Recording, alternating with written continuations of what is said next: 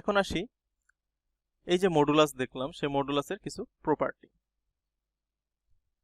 আমরা এর আগে চ্যাপ্টারে দেখছি যে z = x + i হলে এই একটা কমপ্লেক্স নাম্বার z এবং তার কনজুগেট z বার যেটা, সেই দুইটাকে যদি গুণ করি তাহলে যে রেজাল্ট আসে সেই রেজাল্টটা হলো আমাদের একটা রিয়েল নাম্বার আসে।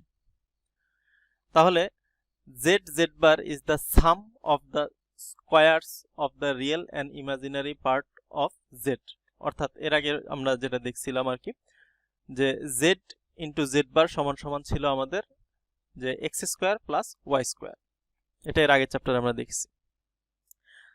আবার আমরা একটু আগে দেখলাম যে modulus of z √(x² + y²)। তাহলে উভয় পক্ষে যদি স্কয়ার করে দিই তাহলে আমরা বলতে পারি যে x² + y² সমান সমান মডুলাস অফ z²। তাহলে আমরা এর আগের চ্যাপ্টারে পেয়েছিলাম যে x² + y² সমান হলো z into z বার, আর এখন আমরা পেলাম যে x² + y² সমান সমান হলো মডুলাস অফ z²। তাহলে আমরা বলতে পারি যে এই মডুলাস অফ z² আর z into z বার পরস্পর সমান। তাহলে সেটাই লেখা হয়েছে যে modulus of z² = z into z bar। The relation modulus of z² = z into z bar, এটা থেকে আবার আমরা উভয় পক্ষে যদি স্কয়ার রুট করে দেই যে modulus of z √(z into z bar। তাহলে deserves to be stored in memory, অর্থাৎ আর এই দুইটা জিনিস আমাদের আসলে মুখস্থ রাখতে হবে, অঙ্ক করার সময় কাজে লাগবে। তো এছাড়াও মডুলাস অফ এ কমপ্লেক্স নাম্বারের কিছু অ্যাডিশনাল প্রপার্টি আছে। যেমন আমরা যদি দুইটা কমপ্লেক্স নাম্বারের গুণ করি, গুণ করার পরে আমরা যদি তাদের মডুলাস নেই, সেটা হবে আমরা দুইটা নাম্বারকে আলাদা আলাদা মডুলাস নিয়ে গুণ করলে যা হবে দুইটা রেজাল্ট সেম হবে। আমরা প্রমাণ দেখব একটু পরে। ভাগের বেলাতেও সেম, যে z1 আর z2 কে আমরা যদি ভাগ করি, একটা কমপ্লেক্স নাম্বারকে আরেকটা কমপ্লেক্স নাম্বার দিয়ে ভাগ করলাম, ভাগ করার পরে মডুলাস নিলাম, আর সেটা সমান হবে আমরা যদি আগেই মডুলাস নেই, মডুলাস নিয়ে তার পরবর্তীতে যদি ভাগ করি তাহলে রেজাল্ট সেম হবে। আমরা দুইটা প্রমাণই দেখব। আরেকটা প্রপার্টি দেখি, যে যদি z1 z2 সমান একই জিনিস হয়, অর্থাৎ এইখানগুলো আমরা যদি দেখি যে এই z1 আর z2 যদি একই নাম্বার হয়, দুইটাকে আমরা যদি z দ্বারা প্রকাশ করি, তাহলে এই প্রথমটা থেকে আমরা বলতে পারি যে এটাও যদি z হয় আর পরেরটাও যদি z হয়, তাহলে আলটিমেটলি দুইটা মিলে হয়ে গেল আমাদের z²।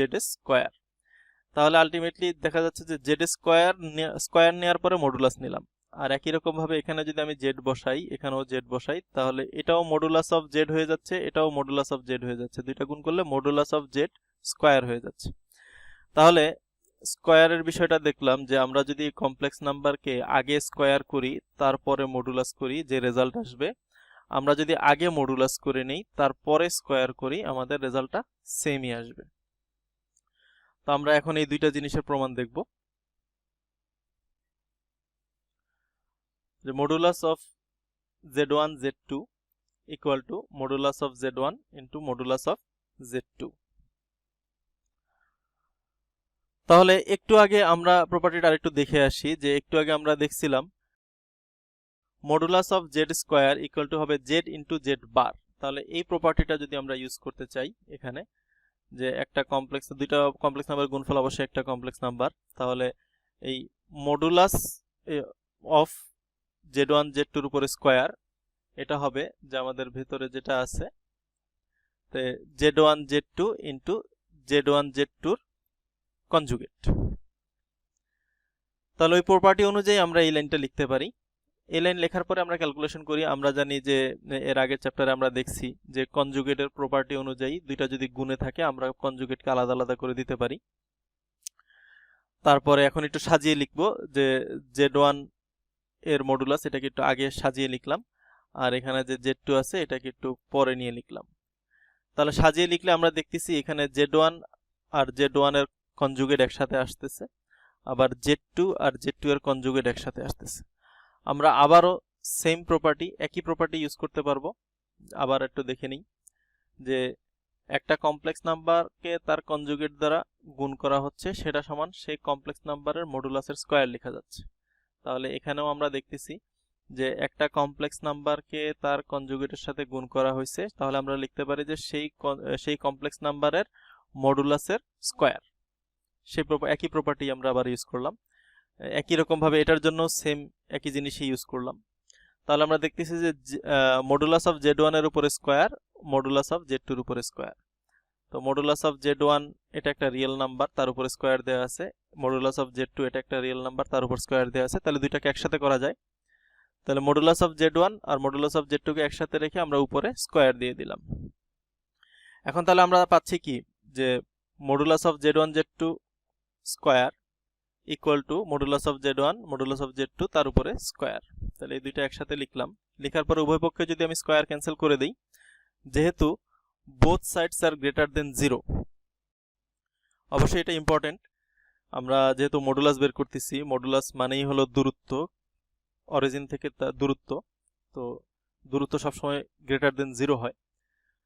তো যখনই গ্রেটার দেন 0 তখন আমরা এই উভয় পক্ষে স্কয়ার ক্যান্সেল করতে পারবো, যখন আমরা শিওর হব যে হ্যাঁ ভেতরে যারা আছে, স্কয়ারের নিচে যারা আছে তারা অবশ্যই গ্রেটার দেন 0। সেক্ষেত্রে আমরা উভয় পক্ষে স্কয়ার ক্যান্সেল করতে পারি। কিন্তু যদি কনফিউশন থাকে এরকম যে না ভেতরে নেগেটিভ কিছু থাকতে পারে, তখন সেক্ষেত্রে কিন্তু এরকম ক্যান্সেল করতে সমস্যা আছে। তো যেহেতু এগুলো মডুলাস, আমরা জানি মডুলাস হলো অরিজিন থেকে ওই পয়েন্টের দূরত্ব, সেহেতু অবশ্যই গ্রেটার দেন 0, আমরা সেক্ষেত্রে উভয় পক্ষে স্কয়ার ক্যান্সেল করতে পারি। তাহলে এটাই হলো আমাদের প্রমাণ করতে বলা হয়েছিল, সেটাই প্রমাণ করা হয়ে গেল। আমরা পরবর্তীতে ভাগের জন্য যেটা আছে সেটা দেখি, যে Z1 ডিভাইডেড বাই Z2 তার মডুলাস নেওয়া হয়েছে, আর এখানে modulus of Z1 divided by modulus of Z2 দেয়া আছে। তো আমরা ওই একই প্রপার্টি ইউজ করব, গুণের বেলায় যে প্রপার্টিটা ইউজ করছি হুবহু সেম প্রপার্টিটাই এখানে ইউজ করতেছি। আমি আর ব্যাক করে উপরে গিয়ে দেখাচ্ছি না। যে একটা কমপ্লেক্স নাম্বারের মডুলাসের স্কয়ার, তাহলে সেই কমপ্লেক্স নাম্বারটা ইনটু সেই কমপ্লেক্স নাম্বারের কনজুগেট। আবারও এখান থেকে আমরা আগের চ্যাপ্টারে কনজুগেটের প্রপার্টি দেখছি, যে ভাগে থাকলে আলাদা আলাদা করে দেয়া যায়। তাহলে এখানে আলাদা আলাদা করে দেওয়া হলো যে conjugate of Z1 divide by conjugate of Z2। যেহেতু এখানে গুণে আছে, আমি একসাথে উপরে দুইটা একসাথে লিখলাম, যে Z1 আর Z1 এর কনজুগেট গুণ, আর নিচে Z2 আর Z2 এর কনজুগেট গুণ।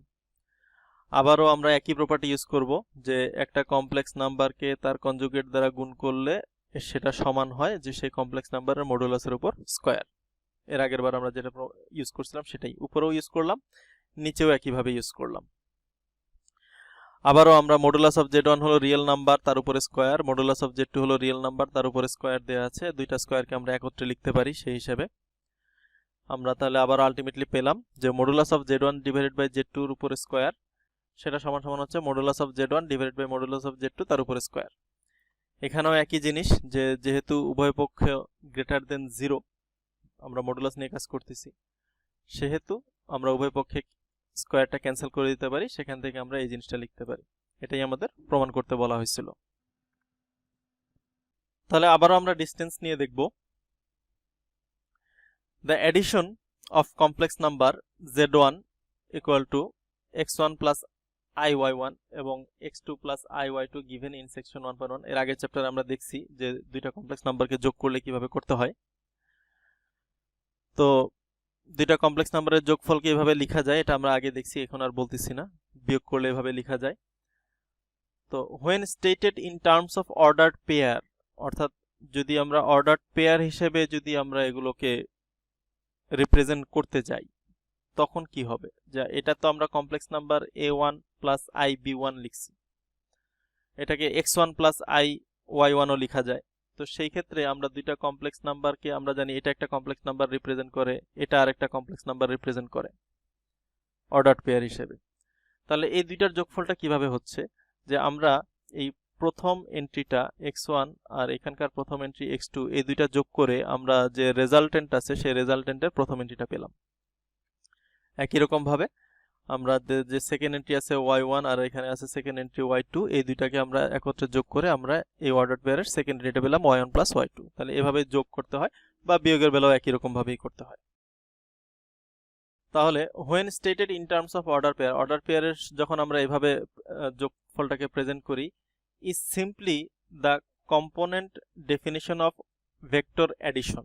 তাহলে ভেক্টর এডিশনে যখন কম্পোনেন্ট ওয়াইজ আমরা অ্যাড করি তাহলে সেটার সাথে এই জিনিসটা হুবহু মিলে যায়।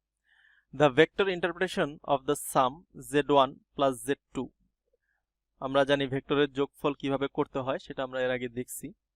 তো z1 আর z2 যে সাম, সেটাকে আমি এখানে ফিগারে দেখানো আছে যে আমাদের এই z1 একটা ভেক্টর আর এই z2 আর একটা ভেক্টর, এই দুইটার যোগফল হলো z1 প্লাস z2। তাহলে the sum z1 plus z2 is the vector shown in the figure 1.3 এর a, অর্থাৎ এটার কথা বলা হচ্ছে। as the main diagonal of the parallelogram whose initial point is the origin and the terminal point is, অর্থাৎ terminal পয়েন্টটা হলো আমাদের এখানে যে x1 plus x2 y1 plus y2, এটার ইনিশিয়াল পয়েন্টটা হলো আমাদের এই অরিজিন। একই রকম ভাবে the difference z2 minus z1 can be drawn either, অর্থাৎ z2 minus যে z1 আছে সেটাকে বিবেচনা করা যায় এইভাবে যে এটার ইনিশিয়াল পয়েন্ট হলো আমাদের এই z1 এ আর টার্মিনাল পয়েন্ট হলো আমাদের এই z2 পয়েন্টে, সেটাকে আমরা বলতে পারি যে z2 minus z1, এটা ভেক্টরের বিয়োগের রুলস অনুযায়ী। তো তাহলে আমরা z2 minus z1 পাই হলো আমাদের এই ভেক্টরটা। তো এই ভেক্টরটা আর একই রকম ভাবে আমাদের এখানে যে ভেক্টরটা আঁকা আছে এই দুইটা আসলে সেম। আমরা জানি সমান্তরাল হলে, ডিরেকশন সেম হলে এবং লেন্থ সমান হলে আমরা দুইটা ভেক্টরকে সমান বলতে পারি। তাহলে আমাদের এখানে যে z2 minus z1 বলে যেটা বোঝাচ্ছে যে ভেক্টরটা, আর একই রকম ভাবে আমি যদি অরিজিন থেকে এই পয়েন্ট অনুযায়ী, এই পয়েন্টটা কি যে আমাদের x2 minus x1 আর y2 minus y1, এই পয়েন্ট পর্যন্ত যদি আমি ভেক্টর রাখি তাহলে এই দুইটা ভেক্টর আসলে একই জিনিস হবে, সেম জিনিস হবে। সেটাই বলতেছে এখানে যে in the case z is equal to z2 minus z1 it follows from 1 and figure 1.3 এর b, অর্থাৎ এই যে 1.3 এর যে b, এই ফিগার থেকে the distance between 2 points z1 and z2 in the complex plane is the same as the distance between the origin and the point x2 minus x1 y2 minus y1। এটাই বলা হয়েছে যে আমাদের এই যে ডিসটেন্সটা আছে আমাদের এই ভেক্টরের যে লেন্থটা সেটা আর আমাদের এই অরিজিন থেকে এই পয়েন্টের যে ডিসটেন্সটা বা এই যে লেন্থটা, সেই দুটো আসলে সেম জিনিস। তাহলে that is modulus of Z সমান সমান, অর্থাৎ মডুলাস অফ জেড বলতে আমাদের এই লেন্থটা, এখানে যে লেন্থটা সেই লেন্থটা বোঝাচ্ছে, অর্থাৎ modulus of z2 minus z1 is equal to modulus of x2 minus x1 plus I into y2 minus y1। তাহলে সেখান থেকে আমরা ফর্মুলাটা লিখতে পারি। আমরা জানি মডুলাসের ফর্মুলা কি, যে মডুলাস অফ একটা কমপ্লেক্স নাম্বার কি, যে তার রুট ওভার অফ রিয়েল পার্টের উপর স্কোয়ার প্লাস ইমাজিনারি পার্টের উপরে স্কোয়ার। তাহলে এটাই বলছে যে modulus of z2 minus z1 মানে হলো আমাদের এই modulus of x2 minus x1 plus I into y2 minus y1। তাহলে এটার মডুলাস নেওয়া মানে হলো আমাদের এখানে যে রিয়েল পার্ট আছে, তাহলে এই রুট ওভার দিয়ে আমরা এই রিয়েল পার্টের উপরে স্কোয়ার দিলাম, প্লাস যে ইমাজিনারি পার্ট আছে সেই ইমাজিনারি পার্টের উপরে আমরা এখানে স্কোয়ার দিলাম। তাহলে এটা খুব ইম্পর্টেন্ট সূত্র, মনে রাখতে হবে যে দুইটা পয়েন্টের দূরত্ব যদি আমি বের করতে চাই কমপ্লেক্স প্লেনে, তাহলে তখন আমরা এই জিনিসটাই ইউজ করি। তাহলে root over of x2 minus x1 whole square plus y2 minus y1 whole square, এটা আসলে আমাদের জিওমেট্রিতেও সেম জিনিসই, দুইটা পয়েন্টের ডিসটেন্স বের করার সূত্র এটাই ছিল। এখানেও আমরা দেখতেছি যে আসলে কমপ্লেক্স প্লেনের ভিতরেও ডিসটেন্স বিটুইন 2 পয়েন্টস হিসেবে আমরা এই একই ফর্মুলাটাই আমরা ইউজ করতে পারি। তো যখন z1 0 হয়ে যাবে, z1 0 হয়ে যাওয়া মানে এটাও 0 হয়ে যাওয়া, এটাও 0 হয়ে যাওয়া, সেক্ষেত্রে আলটিমেটলি আমাদের মডুলাস অফ z2 রিপ্রেজেন্ট করবে কি, যে অরিজিন থেকে 0 হয়ে যাওয়া মানেই তো z1, এই যে এটা যদি 0 হয়ে যায় তার মানে কি x1 এর ভ্যালু 0 আর y1 এর ভ্যালু 0, তার মানে 0 0 পয়েন্টই বোঝাচ্ছে, অর্থাৎ অরিজিন বোঝাচ্ছে। তাহলে z1 যদি 0 হয়ে যায় তাহলে আসলে এই মডুলাস অফ z2, অর্থাৎ এটা যদি 0 হয়ে যায় থাকে শুধু মডুলাস অফ z2, তাহলে মডুলাস অফ z2 টা রিপ্রেজেন্ট করবে the distance between the origin and the point z2, অর্থাৎ অরিজিন থেকেই তখন ডিসটেন্সটা ক্যালকুলেট করা হবে। আমরা এক্সাম্পল দেখি, set of points in complex plane. তো প্রশ্ন দেওয়া আছে describe the set of points z in the complex plane that satisfy modulus of z equal to modulus of z minus i। তাহলে আমরা ইকুয়েশনটা থেকে আসলে কি বলতে পারি যে আমরা জানি মডুলাস অফ z মানে হলো যে অরিজিন থেকে z এর দূরত্ব, আর modulus of z minus i বলতে বোঝায় যে the distance from z to the point i। তাহলে modulus of z minus i বলতে বোঝায় যে z পয়েন্ট থেকে আমাদের সেই i পয়েন্টার ডিস্টেন্স কত, আর মডুলাস অফ z বলতে বোঝাচ্ছে যে এই z পয়েন্ট থেকে আমাদের অরিজিন এর দূরত্ব কত। তো এই দুইটা দূরত্বই বলছে এখানে ইকুয়েশনের মাধ্যমে বলছে যে সমান। তাহলে এমন কোন সেট অফ পয়েন্টস আছে যারা এই ইকুয়েশনটাকে স্যাটিসফাই করে? তাহলে geometrically it seems plausible from figure 1.4 that the set of points z lie on the horizontal line। এটা আমরা যদি জিওমেট্রিক্যালি চিত্র আঁকি তাহলে হয়তো আমাদের এই ইকুয়েশন থেকে আমরা সরাসরি বলতে পারবো যে আসলে ওই সেট অফ পয়েন্টগুলো আসলে কি রকম দেখতে। তো আমরা যদি ফিগারটা একটু দেখি যে আমাদের z হলো একটা পয়েন্ট, মডুলাস অফ z বলতে বোঝাচ্ছে যে আমাদের সেই অরিজিন থেকে এই z পয়েন্টের দূরত্ব, আর modulus of z minus i বলতে বোঝাচ্ছে যে আমাদের এই z পয়েন্ট থেকে আমাদের এই i পয়েন্টের দূরত্ব। তো বলছে যে এই দুইটা দূরত্ব সমান হবে। এই দুইটা দূরত্ব সমান হবে এরকম কোন কোন পয়েন্টগুলো স্যাটিসফাই করে? আমরা যদি এখানে z নেই তাহলে এটা অরিজিন থেকে এই দূরত্বটা আর এই i পয়েন্ট থেকে এই দূরত্বটা সমান। একই রকম ভাবে আমরা যদি এখানে একটা পয়েন্ট নেই z, তাহলে আমরা দেখব যে এই i থেকে এই পয়েন্টের দূরত্ব আর অরিজিন থেকে এই পয়েন্টের যে দূরত্বটা সমান। তাহলে এই রকম কতগুলো পয়েন্ট আছে? আমরা দেখতেছি যে অনেকগুলো পয়েন্ট আছে। এখানে যে লাইনটা দেখা যাচ্ছে এই লাইনের উপরে যতগুলো পয়েন্ট আছে সবগুলো পয়েন্টের জন্যই এই জিনিসটা সত্যি হবে। যে এই লাইনের উপর আমি যেখানেই পয়েন্ট নেই না কেন আমরা দেখব যে অরিজিন থেকে তার দূরত্ব আর এই i থেকে তার দূরত্ব সমান। তাহলে আমরা জিওমেট্রিক্যালি এটা চিত্র এঁকে আমরা বলতে পারবো যে হ্যাঁ আমাদের যে ইকুয়েশনটা দেয়া আছে, এখানে যে ইকুয়েশনটা দেয়া আছে সেই ইকুয়েশনটা আসলে দেখতে কেমন। এখন জিওমেট্রিক্যালি চিত্র ছাড়া অ্যানালিটিক্যালি আমরা যদি দেখতে চাই যে to establish this analytically we use 1 and 5 to write এটা, অর্থাৎ আমাদের যে মডুলাস এর যে সূত্র আছে যে modulus of z is equal to আমরা লিখতে পারি √x² + y², আর এটা হলো আমাদের যে ডিস্টেন্সের যে সূত্র আছে। তো z মানে হলো x + iy আর এখানে i মানে আছে 0 + i। তাহলে সেই ডিস্টেন্সের সূত্র অ্যাপ্লাই করলাম। আমরা ডিস্টেন্সের সূত্রটা একটু দেখে আসি যে এই সূত্রটা অ্যাপ্লাই করা হয়েছে মূলত এই পাশে। তাহলে √x² + y - 1 হোল স্কয়ার। তাহলে উভয় পক্ষ থেকে স্কয়ার রুট ক্যান্সেল হয়ে গেল। এখানে ক্যালকুলেশন করা হলো, লাস্ট পর্যন্ত আমাদের থাকলো y = 1/2। এখন এই যে y = 1/2 আমরা অ্যানালিটিক্যালি বের করলাম, এই y = 1/2টা কি রিপ্রেজেন্ট করে সেটা আমাদের জানা আছে।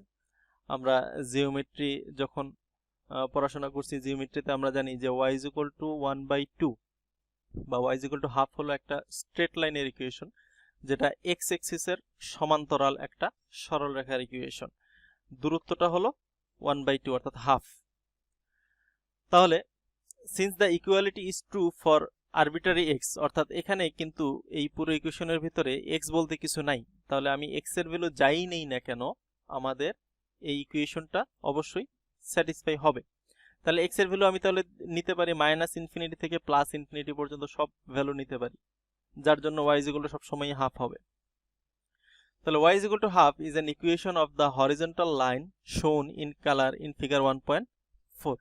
তাহলে এই 1.4 এর ভিতরে এই যে এই লাইনটা যেটা কথা বলা হচ্ছে যে এই লাইনটা হলো y = half, এই লাইনটার ইকুয়েশন। তাহলে the complex number satisfying modulus of z equal to modulus of z minus I can be written as z is equal to x plus 1/2i। x কেন লিখছে? যে x এর ভ্যালু আমি যাই বসাই না কেন আমি এই পাশে ইনফিনিটি পর্যন্ত যেতে পারবো, এই পাশেও আমি -∞ পর্যন্ত যেতে পারবো। x এর ভ্যালু আমি যাই বসাই না কেন কোনো সমস্যা নেই, তবে y এর ভ্যালু সবসময় হাফ হইতে হবে।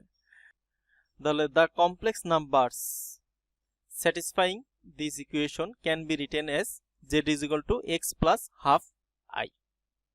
তাহলে এই ইকুয়েশনটাকে স্যাটিসফাই করে এরকম কমপ্লেক্স নাম্বারগুলো দেখতে কেমন, যে z is equal to x plus half I। তো এখানে আমি x এর বিভিন্ন ভ্যালুর জন্য আমি অনেক অনেক কমপ্লেক্স নাম্বার পাবো, এরা সবাই মিলে একত্রে একটি সেট। তাহলে আলটিমেটলি আমরা বলতে পারতেছি যে এখানে যে লাইন আছে, যে স্ট্রেট লাইনটা যেটা y is equal to half দ্বারা রিপ্রেজেন্ট করে, এই লাইনটাই হলো আমাদের এই ইকুয়েশনটার আসলে একটা সলিউশন।